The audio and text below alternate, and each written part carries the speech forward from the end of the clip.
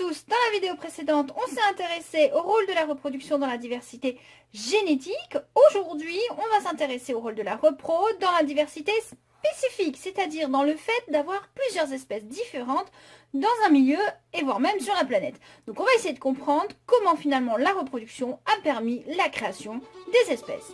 Vous êtes prêts? C'est parti!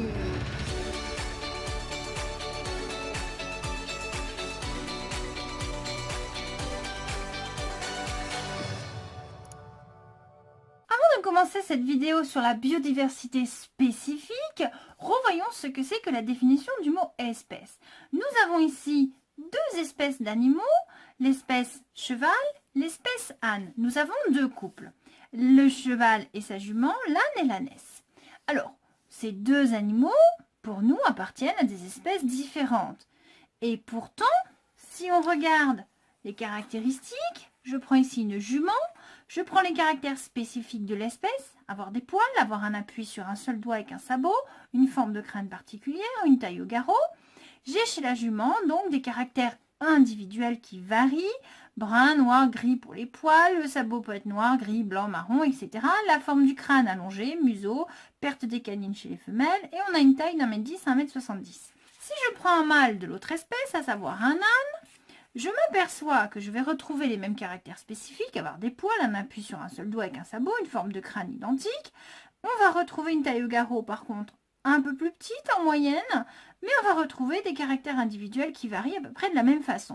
Donc on pourrait se dire, bah ouais, ces deux-là ils appartiennent à la même espèce, ils ont les mêmes caractères. En plus, si je prends un âne et une jument, que je les accouple, j'obtiens ça, un mulet. La tête de son père, le corps de sa mère. Si je prends un cheval et une ânesse, la tête de son père, le corps de sa mère. Ça marche, je croise. Et pourtant, ces deux animaux sont stériles. Ils ne sont pas capables de se reproduire et d'avoir une descendance. On a donc ici un problème. Nous avons donc bien deux espèces différentes, mais qui sont très très proches génétiquement pour pouvoir engendrer une descendance. Mais si cette descendance est stérile et ne peut pas se reproduire, c'est qu'il y a un problème au niveau génétique. Allons voir ça de plus près. Analysons le karyotype de la jument, de l'âne et de la mule. Si on prend le karyotype de la jument, on va trouver 31 paires de chromosomes plus la paire sexuelle. On a donc 32 paires, soit 64 chromosomes. Chez l'âne, nous avons ici, on va compter 2, 4, 6, 8, 10, 12, 14, 54, 56, 58, 60, 62. On a 62 chromosomes, c'est-à-dire 31 paires. Alors, quand on va fabriquer les gamètes, dans l'ovule ici, nous allons avoir 32 chromosomes. Dans le spermatozoïde ici, nous allons avoir 31 chromosomes. Je vous rappelle que pour fabriquer les gamètes, on sépare les paires. Ce qui veut dire que nous allons additionner 32 plus 31, ça fait 63 chromosomes. Et là, on a un problème. Les chromosomes sont censés se mettre par paires. Or, nous avons un nombre impair. Et quand on regarde le karyotype, on ne peut pas faire des paires. Les chromosomes sont différents. Alors, ils sont suffisamment différents pour ne pas se mettre en paires, mais suffisamment identiques pour permettre de construire un individu viable. Maintenant, cet individu, c'est la mule. Elle a donc hérité de 31 chromosomes de son père, de 32 chromosomes de sa mère.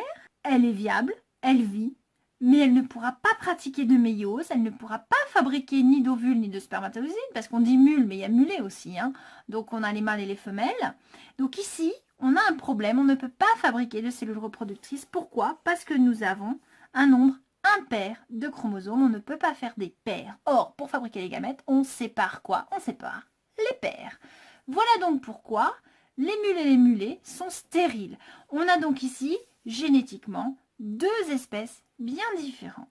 Maintenant que nous avons fait les rappels sur la notion d'espèce, essayons de comprendre comment la reproduction peut intervenir dans la biodiversité spécifique.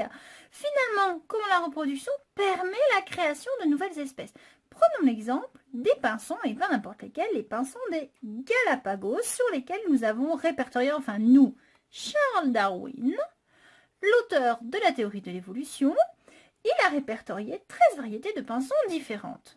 En étudiant les pinsons, il a notamment remarqué une différence entre les espèces concernant la taille du bec.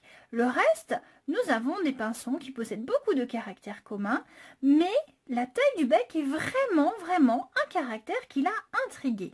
Charles Darwin était un jeune passionné de science et il s'est embarqué à bord d'un bateau, le Beagle, qui faisait le tour du monde.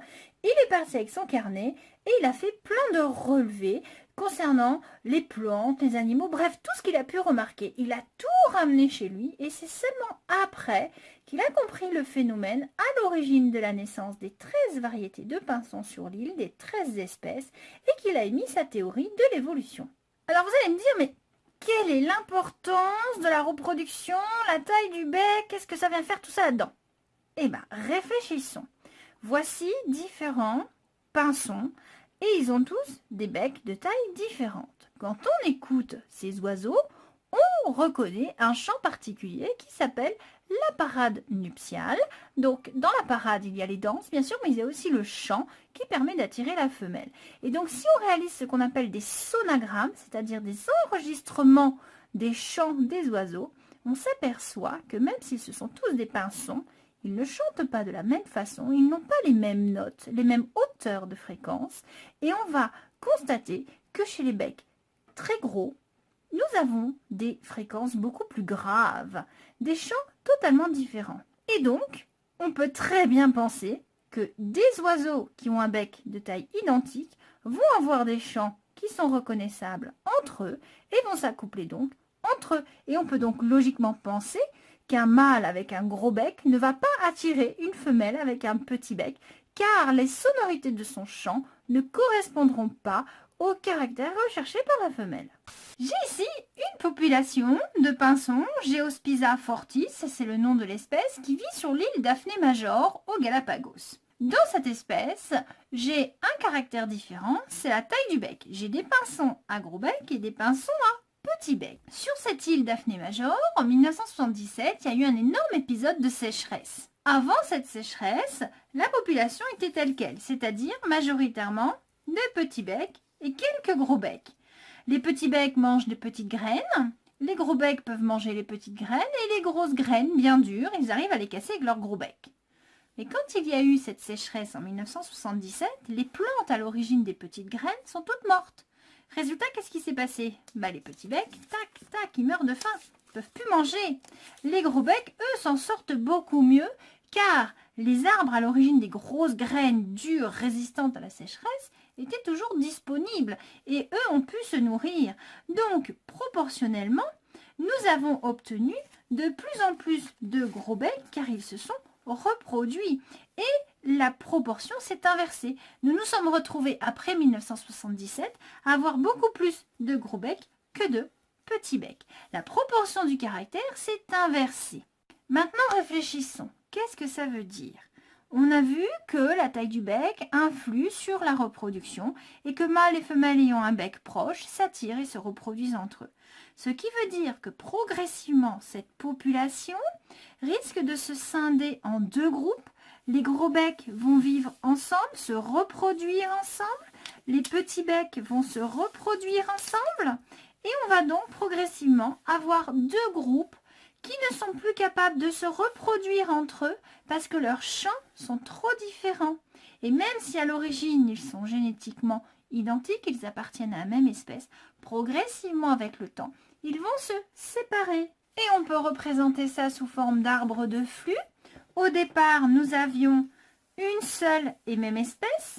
Dans cette même espèce, nous avons deux caractères, les gros becs et les petits becs. Mais au départ, ils vivent encore ensemble, ils arrivent plus ou moins à se reproduire ensemble, mais progressivement, les différences de taille de bec au sein même du groupe, en supposant que de plus en plus de gros becs se reproduisent qu'entre gros becs, on va avoir des becs de plus en plus gros. Si de plus en plus de petits becs ne se reproduisent qu'avec des petits becs, on aura de plus en plus de petits becs dans la population. Donc globalement, on aura des caractères qui vont s'accentuer, qui vont provoquer ce qu'on appelle un isolement reproducteur. C'est-à-dire que ces deux groupes s'isolent par une incompatibilité de reproduction. impossible de s'attirer et de s'accoupler à cause du chant qui n'est plus le même à cause des becs. Donc ici, progressivement, on est parti d'une espèce et on obtient deux espèces différentes, l'espèce A et l'espèce B. Voilà comment la reproduction peut être à l'origine de la naissance de deux espèces différentes. Ainsi, avec les connaissances génétiques actuelles et l'étude des caractères des pinsons, on peut dire qu'à partir d'un ancêtre commun qui était apporté sur l'île, certainement par des vents, des tempêtes tropicales, des choses comme ça, nous avons plusieurs branches de pinsons qui se sont différenciées jusqu'à obtenir les 13 variétés d'aujourd'hui, avec notamment l'énorme différence de la taille des becs.